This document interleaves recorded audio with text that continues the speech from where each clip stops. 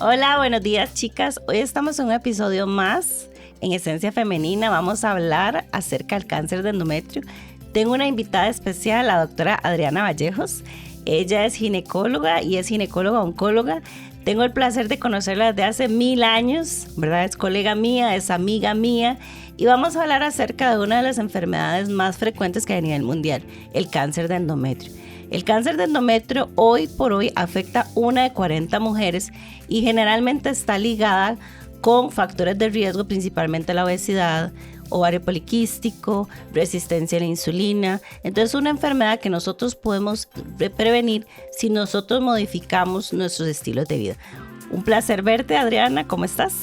Hola Mish, muchas gracias por la invitación. Me encantó la vez pasada, estoy emocionadísima de estar aquí hablando con vos de ese otro tema también. Claro, y este tema es muy importante, Adriana, porque habemos un poquito de lo que es la incidencia de los factores de riesgo.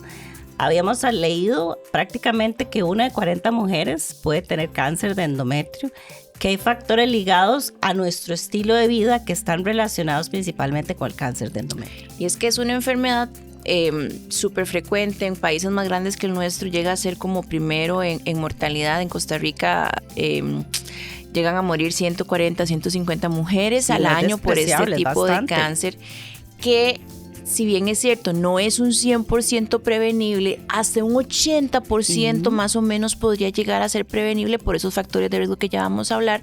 Entonces es algo en la que nosotras como ginecólogas oncólogas definitivamente podríamos incidir, podríamos mejorar o ayudar a que menos mujeres padezcan de esto o lleguen a sufrir de esta enfermedad. Entonces, para empezar, ¿qué es el endometrio? El endometrio es la parte interna del útero. Ajá. Lo que mes a mes menstruamos las mujeres, donde se anidan los bebés cuando hay bebés. Eso es el endometrio. Ajá.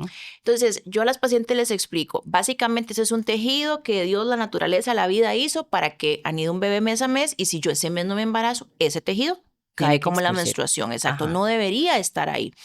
Entonces, el 80% de todos los casos de cáncer de endometrio vienen asociados a algún trastorno de fondo de la paciente que hace que ese tejido no se bote todos los meses, sino que quede ahí, quede ahí, quede ahí, quede ahí. Y tanto quedar ahí, empiezan a haber alteraciones que conllevan a cambios que se llaman hiperplasia y eventualmente cáncer de endometrio. Entonces, ¿qué cosas pueden generar esto? Las mujeres tenemos dos tipos de hormona, estrógeno y progesterona. Así es. El estrógeno hace que el endometrio crezca y la progesterona hace que el endometrio se contrarreste, o sea, bote, no se crezca tanto, etcétera. Entonces, entre ellas dos está el equilibrio del cuerpo. ¿Qué pasa? Que las mujeres producimos estrógeno en el ovario y en la grasa también. La grasa abdominal. Y la progesterona solamente se produce en el ovario cuando yo ovulo. Si yo no ovulo, yo no produzco progesterona. Entonces, las razones detrás de ese tipo de enfermedades vienen un desbalance de estas hormonas, exceso de estrógeno, por ejemplo, en obesidad que hablábamos antes, o que la persona no ovule. Por ejemplo, en un ovario poliquístico. El ovario poliquístico real, la característica principal es que esa persona no ovula y entonces la menstruación no le viene. Y vos las escuchás y vos, no, doctor, es que a mí la regla me viene una vez al año. Y eso ni siquiera es menstruación, es que ese tejido ya ahí adentro está tan grande, pesa tanto que como que se desprenden pedacitos, pero el tejido está ahí haciendo cambios y eso es lo que a largo plazo podría llevar a cáncer de endometrio. Es que ahorita, hoy por hoy, hay como una dominancia estrogénica, diría yo. O sea, tenemos un exceso de producción de estrógeno. Entonces, estrógeno, ¿dónde lo vamos a conseguir? En todo. La mala alimentación, en los productos sobreprocesados. Disruptores endocrinos, que es, hablemos de microondas, el celular. plásticos. ¿Verdad? Plástico, todo eso va a aumentar la producción de estrógeno. Entonces, nuestro estilo de vida, hoy por hoy tenemos una vida más sedentaria, hacemos menos ejercicio, vivimos en estrés prolongado. Entonces, todos esos factores, el estrés, el sedentarismo, la fatiga crónica, que siempre estamos cansados, que no dormimos bien. Entonces, como bien lo dices, nosotros vamos a producir en exceso de estrógeno y tenemos muchas formas de conseguir estrógeno, ¿verdad? No solamente la alimentación, sino la famosa llantita que nosotros tenemos, ¿verdad? Esto va a aumentar la producción de estrógeno, y un estrógeno de mala calidad que va a aumentar lo que es el engrosamiento endometrial, y sin la progesterona que hablabas el policía. Entonces, por eso es que nosotros a veces cuestionamos que sí, puede ser una enfermedad hasta un 80% prevenible, porque hay muchos factores que nosotras mismas generamos que podemos evitar para reducir el riesgo. Claro. ¿De acuerdo? Entonces, hay otras enfermedades que bien hablabas de lo más característico es el ovario poliquístico, ¿verdad? Entonces, yo creo que en otro capítulo vamos a tener que hablar un poquito de ovario poliquístico porque ese es un tema que es bastante amplio, ¿verdad? Se las trae, pero a raíz de cuenta, la paciente que tiene un ovario poliquístico tiene un trastorno principalmente hormonal con mayor producción de estrógeno. Y esta producción de estrógeno va a aumentar lo que es el engrosamiento endometrial. Pero también hay otros factores, ¿verdad? En cuanto a la nuliparidad, las mujeres que no han tenido hijos, ¿verdad? También está ligado, hay otros factores de riesgo, están asociados, o sea, la hipertensión, la diabetes, que no son factores de riesgo como tal, pero generalmente la paciente, es como 3 cosas juntas, hipertensa, diabética y cierto grado de obesidad. Entonces, la edad también va a influir, entonces, porque el cáncer de endometrio no es una enfermedad solamente que vamos a encontrar en mujeres ya adultas, mayores de 60 años, y que es lo que ha venido afectando a pacientes más jóvenes, porque un día me encontré una paciente de 42 años con cáncer de endometrio. Mitch, yo tengo una paciente de 23 años. 23. Virgen en su momento con un cáncer de endometrio. No lo puedo creer. Es una paciente que desde los 11 años con un problema de obesidad de fondo, resistencia a la insulina, un síndrome de ovario poliquístico como tal. A los 23 años tuvimos que hacerle una cirugía oncológica por cáncer de endometrio. Tengo una 26 por ahí, pero sí esta paciente de 23 años la tengo aquí porque nunca se me va a olvidar. Cuando hablas de cirugía oncológica, ¿estás hablando le quitaron el útero, quitaron ovarios, quitaron ganglios? Entonces es una paciente que desde los 11 años, ovario poliquístico. Le escuchabas y la historia de ella era, no, y sí, a mí la regla me venía una vez al año, 2 veces al año, iba a consultar, pero no me decían nada, iba a consultar, pero tal cosa. Entonces ella pasó años, bueno, de los 11 a los 23, con reglas ausentes. Y a nadie le llamó la atención, no, si está muy joven, tranquila, se le va a solucionar. No se preocupe, tal cosa. Use pastillas 6 meses y después ya. Ya a los 23 empezó con unas hemorragias, al ultrasonido, engrosamientos del endometrio, que era lo que estábamos hablando. A pesar de que nunca había tenido intimidad en ese momento, fue necesario, por la alta sospecha, tomarle una biopsia. Se le hicimos dormida para que no sintiera ninguna molestia.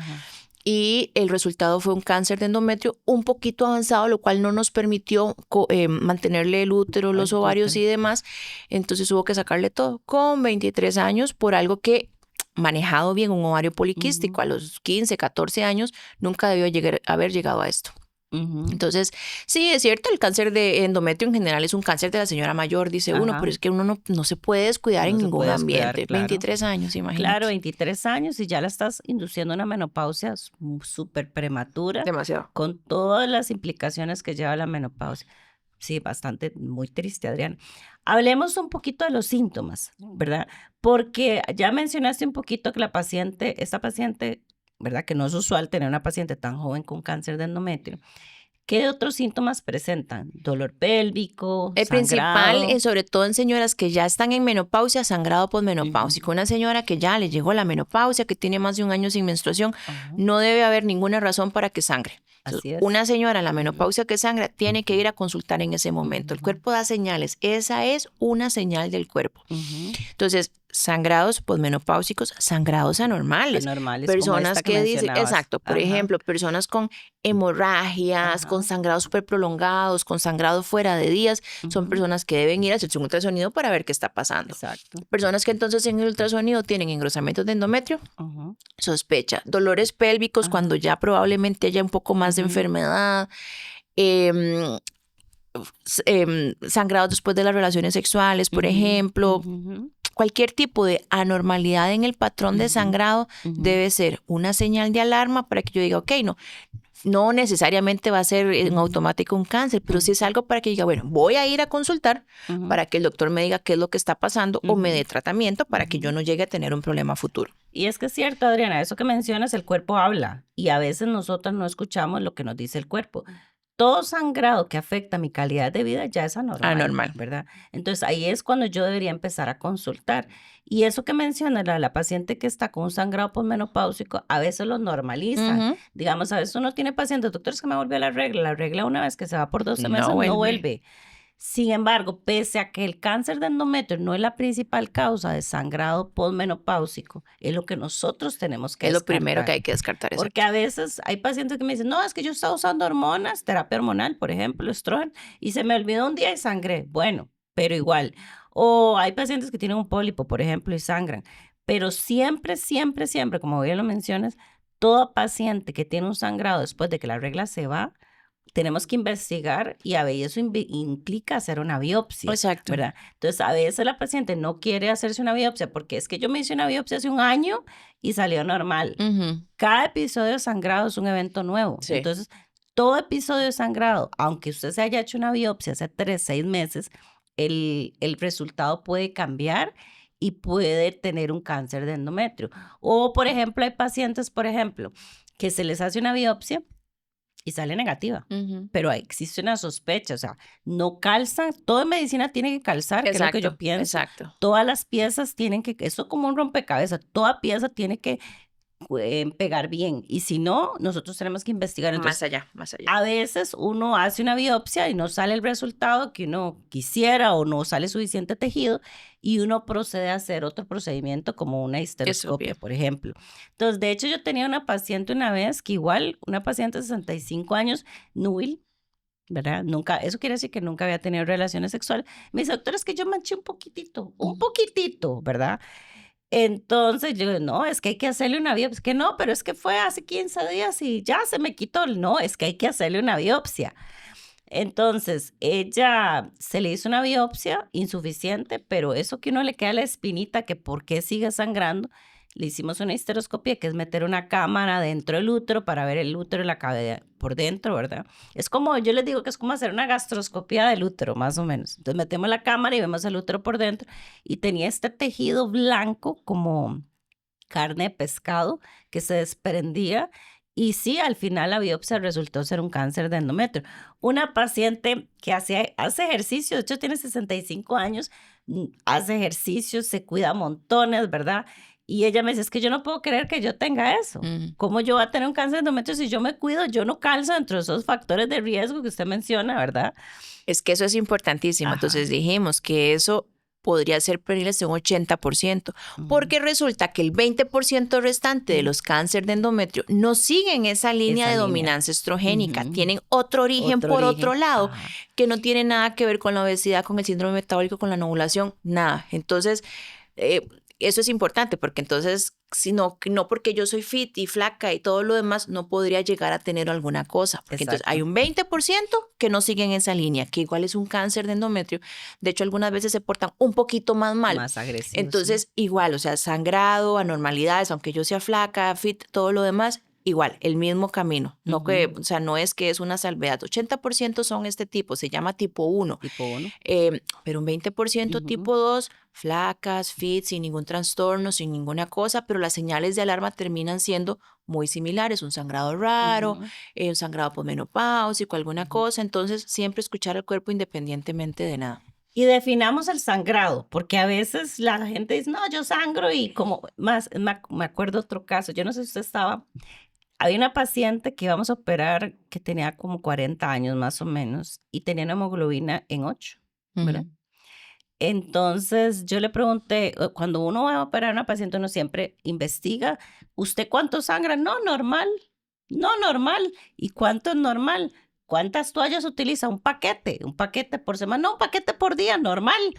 O a veces usan paños, ¿verdad? O a veces usan doble en protección, toallas nocturnas con Tampax y copa, por ejemplo. Entonces, todo sangrado que exceda la cantidad de la normalidad, si yo ya tengo que cambiar más de cada hora, eso ya constituye un sangrado normal. Claro. O si la menstruación dura más de una semana, ¿verdad? Eso ya no es normal. O, por ejemplo, a veces lo hablan del tamaño del coágulo más grande de una moneda de 500. Eso tampoco es normal. Entonces, nosotros tenemos que empezar a valorar qué es la normalidad de nosotros, que el sangrado no debe ser más de una semana, que yo no puedo sangrar y a los 15 días tener otro sangrado otra vez, que el sangrado, yo no tengo que cambiarme la toalla cada hora, debería utilizar un promedio de 2 a 3 toallas por día aproximadamente. Y el dolor pélvico no debe ser excesivo, tampoco tenemos que normalizar el dolor, porque a veces nosotros llegamos a normalizar y ahí es cuando se nos dificulta hacer el sangrado y son aquellas pacientes que vienen con deficiencia de hierro o vienen con anemia y no encontramos una posible causa y realmente es que la paciente está sangrando más de la cuenta. Sí, la gente dice, no, es que toda la vida ha sido así, doctora. Ajá. Pero si uno se pone digamos, yo cuando veo a alguien por primera vez, bueno, sí, menstruación, ¿cada cuánto le viene? Cantidad de menstruación normal. Normal, doctora. Ok, ¿qué es normal para usted? ¿Tiene que poner la alarma para despertarse en la madrugada o logra con la toalla? Porque no es normal que yo tenga que poner la alarma. Me acosté a las 10, la pongo a las 2 para cambiarme, o sea, eso no es normal. Eso no es normal. Que yo tenga que andar doble toalla, que tenga que estarme cambiando cada hora, cada 2 horas en el colegio, eso no es normal. Como vos decís, más de 7 días de sangrado no es normal. Si alguien usara copa, más de 80 mililitros de sangrado no es normal. Y entre el primer día de una regla y el primer día de otra regla no debe haber ni menos de 24 días ni más de 35 días. Entonces, esas son las normalidades. Cualquier cosa que caiga fuera de eso amerita un control, un estudio, algo para saber qué es lo que está sucediendo. Así es. Adri, y hablemos un poquito más de los síntomas, además del sangrado y el dolor que habíamos mencionado, pero ¿cómo hacemos nosotros para hacer el diagnóstico de un cáncer de endometrio? Porque habíamos hablado de hacer un ultrasonido, que hay pacientes que tienen un engrosamiento endometrial, pero hay pacientes que tienen un endometrio normal, ¿verdad? Igual podemos hacer el diagnóstico, creo que habíamos hablado de el principal síntoma es el sangrado, pero ¿qué herramientas podemos utilizar nosotras para hacer el diagnóstico, tener una sospecha en una paciente con cáncer de endometrio?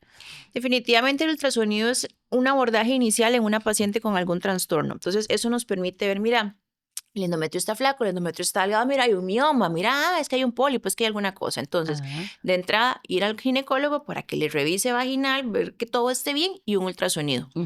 Ante la sospecha, en consulta, hacemos algo que se llama biopsia de endometrio. Es como, imagínate una pajillita de plástico que tiene una jeringuita en un borde y eso va adentro del útero. Es un procedimiento un poco molesto, pero es muy rápido. Muy rápido, Y para el 90% de las pacientes es más que suficiente para tener un diagnóstico, quedarnos tranquilos o saber que ya está todo bien, tranquila, señora, no se preocupe. Exacto. Entonces, ese tejido que sacamos con esa pajillita que se llama pipel o endosampler se manda a biopsia, esperamos ese resultado y vemos qué sigue.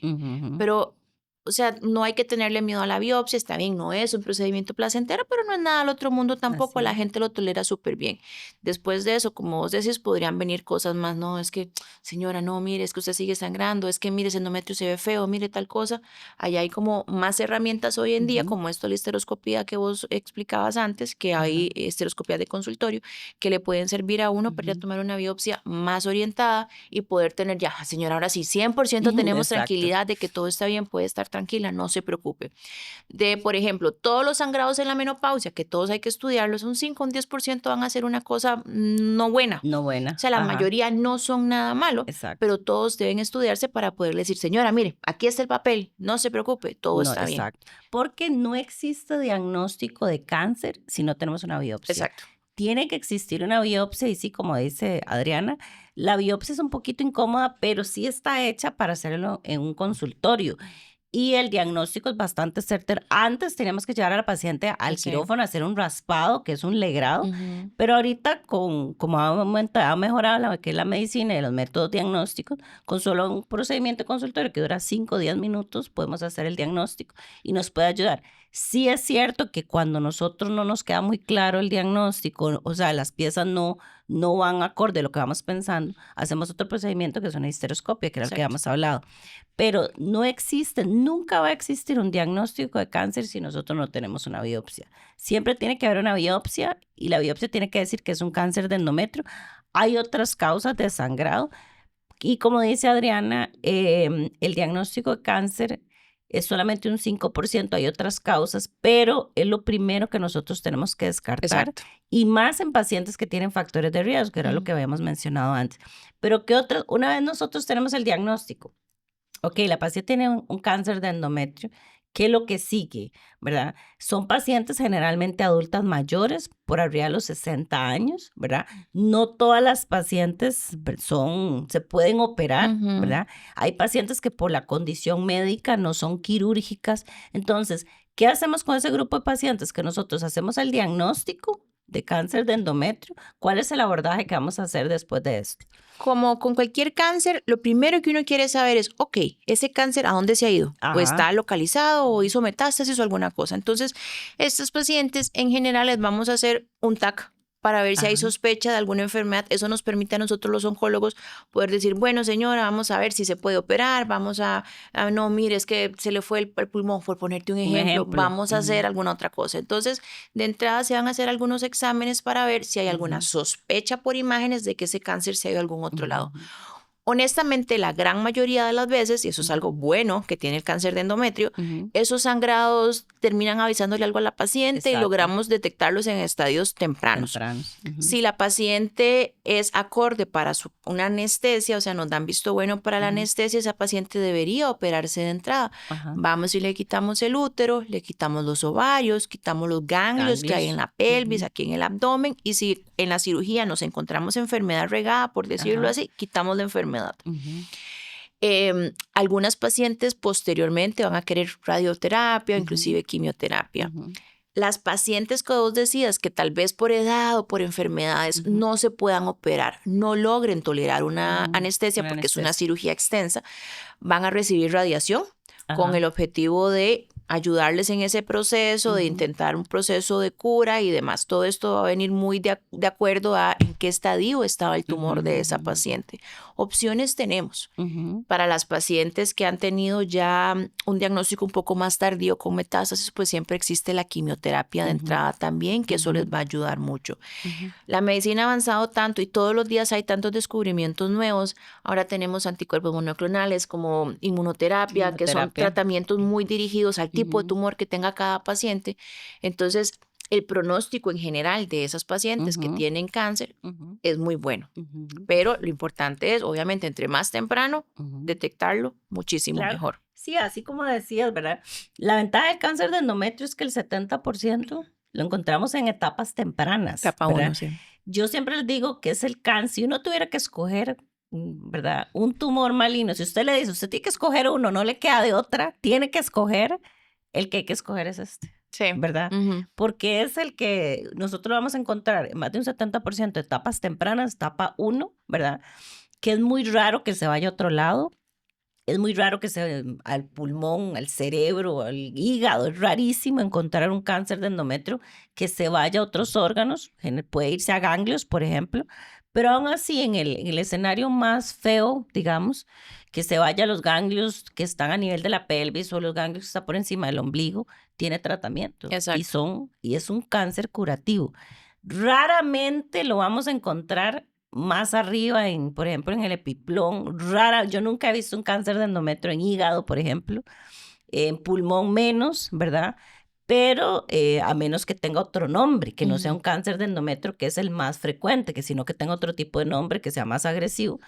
Pero son tumores que generalmente la gran mayoría de las veces se comportan súper bien. Exacto. Y la sobrevida de la paciente a 5 años, la respuesta es muy alta. O sea, es un tumor maligno del cual es muy raro que la paciente vaya a fallecer por esto. Pero el diagnóstico temprano va a ser fundamental. Exacto. Porque si hay un grupo de pacientes que tienen sangrado después de la menopausia, no, de hecho, yo he escuchado pacientes que es que me volvió la menstruación y son felices porque sangran mes a mes, ¿verdad? Y piensan que la menstruación y realmente es un sangrado que puede ser un cáncer de endometrio y la paciente persiste.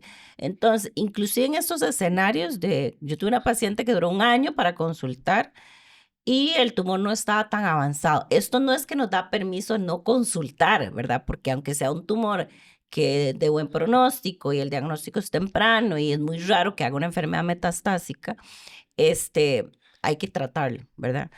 Y está ese grupo de pacientes que bien mencionabas que lo ideal es siempre cirugía de entrada, pero hay pacientes que no se puede. ¿verdad? Tienen muchas comorbilidades que no se pueden operar.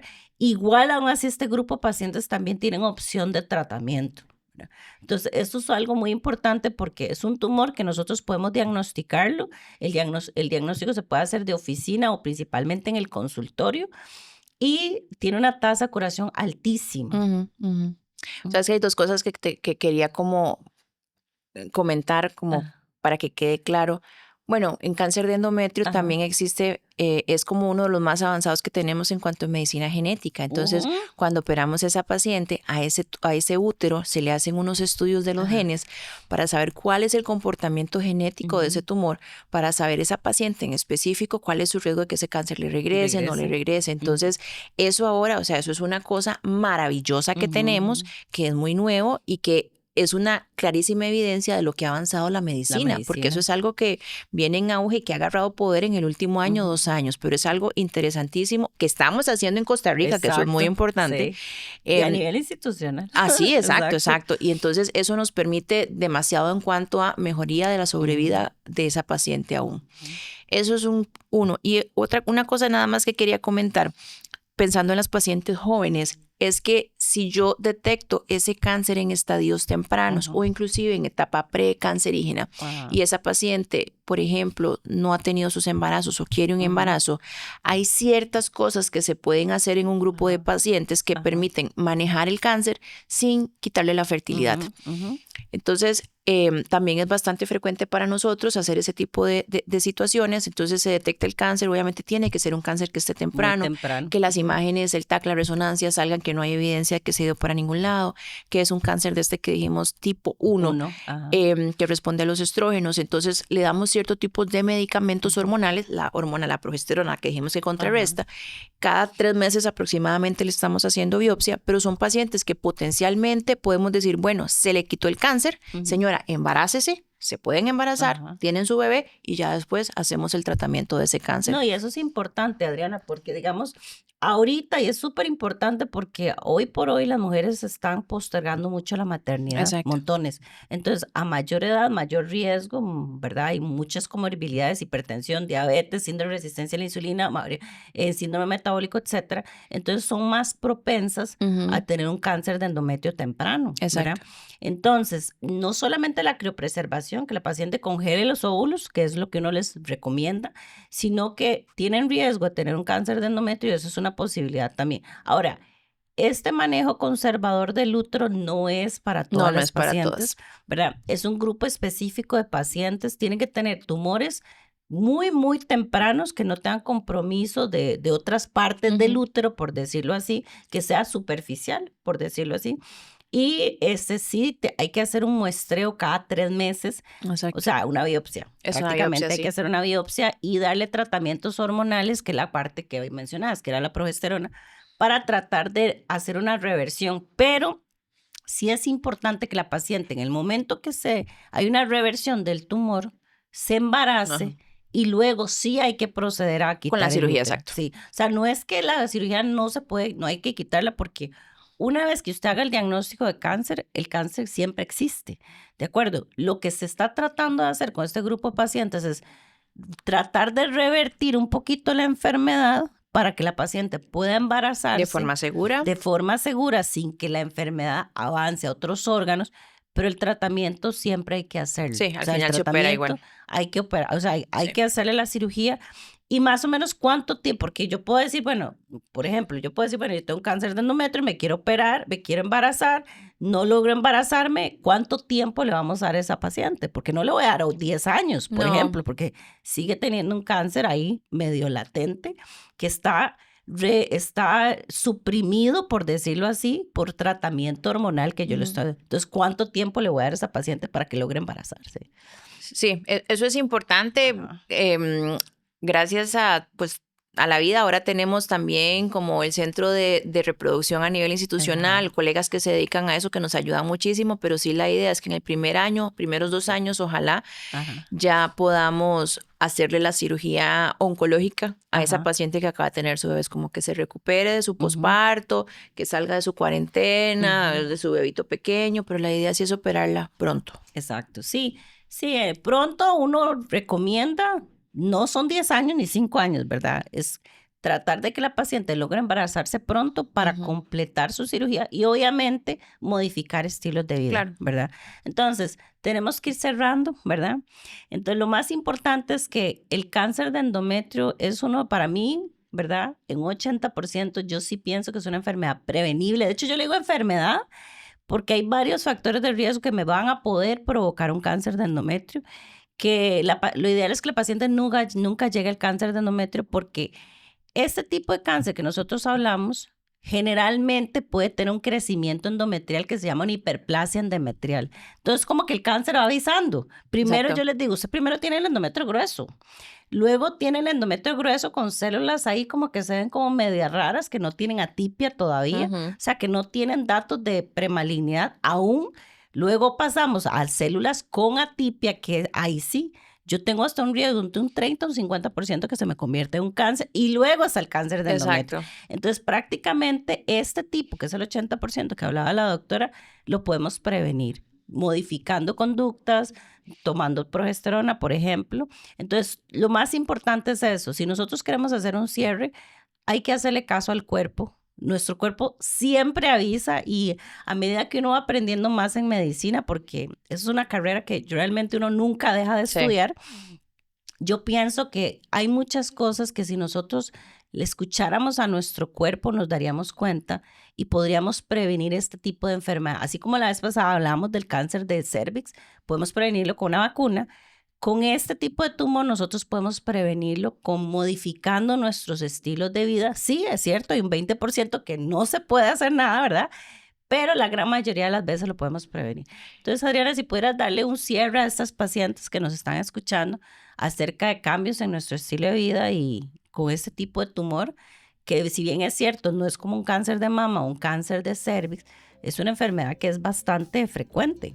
Sí, creo que lo más importante, o sea, es entender, saber. Para mí el conocimiento es poder. Ese tipo de cosas a las mujeres deberían enseñárnoslas en algún momento para que uno sepa reconocer lo que es normal, lo que no es normal. Ajá. Yo siempre le digo a los pacientes, y lo hablamos mucho en redes, escucha a su cuerpo. Y si su médico, porque la realidad es que hay médicos malos en todos los lugares del mundo. Ajá. Si su médico no le da pelota, busque otro médico. O sea, su cuerpo por alguna razón le está hablando. Entonces, modificar estilos de vida, tratar de ser lo más saludable posible, siempre son cosas que en todo el sentido de la palabra cardiovascular, metabólico, te va a ayudar. Ajá. Escuchar ese cuerpo, asistir a consultas, porque a veces la gente no tiene nada y una consulta se encontró el endometrio grueso. Entonces, los chequeos ginecológicos de rutina una vez al año son importantísimos. Claro. Yo voy al ginecólogo una vez al año o cuando sienta que hay algo anormal, pero esos chequeos que uno dice, no, la verdad estoy bien, este año no voy a ir. Ajá. Ahí es cuando detectamos cosas importantes, o tal vez cosas que para el paciente no eran importantes, y uno se da cuenta que tienen ahí un red flag. Ajá. Entonces, sí, escuchen a su cuerpo, vayan a sus controles, tratemos de ser lo más saludable posibles, aprendamos de cómo funciona el cuerpo de una mujer para saber cómo nos podemos defender y cómo podemos abogar por nosotras mismas. Así es, entonces ya llegamos al final de este capítulo. Vamos a seguir hablando de otros temas. Nos queda cáncer de ovario, ¿verdad? Que vamos a hablar próximamente. Entonces sintonícenos. Estamos en YouTube y en Spotify. Muchísimas gracias. Gracias.